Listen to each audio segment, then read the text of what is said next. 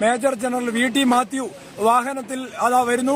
സൈന്യം ഇന്നലെ ആരംഭിച്ച നിർമ്മാണ ജോലികളാണ് ഇന്ന് പൂർത്തിയായത്. അവർ പറഞ്ഞ അതേ സമയത്തിനുള്ളിൽ 190 അടി നീളമുള്ള പാലമാണ് നിർമ്മാണം പൂർത്തിയാക്കി. ഇന്ന് സൈന്യത്തിന്റെ ആദ്യ വാഹനം ചൂരൽമലയിൽ നിന്ന് മുണ്ടക്കൈയിലേക്കുള്ള വാഹനത്തിൽ ഈ പാലത്തിലൂടെ കടന്നുപോയിക്കൊണ്ടിരിക്കുകയാണ്. ഇവിടെ മുമ്പുണ്ടായിരുന്ന പാലം ഈ ഉരുൾപൊട്ടലിനെ തുടർന്ന് തകർന്നതിനെ തുടർന്നാണ് ഇപ്പോൾ സൈന്യം യുദ്ധകാലാടിസ്ഥാനത്തിൽ ഇതിന്റെ നിർമ്മാണം പൂർത്തിയാക്കിയത്. മേജർ ജനറൽ VT മാത്യുവിന്റെ നേതൃത്വത്തിലുള്ള സൈനികരാണ് ഇപ്പോൾ വാഹനത്തിൽ ഈ ബെയിലി പാലത്തിലൂടെ കടന്നത്.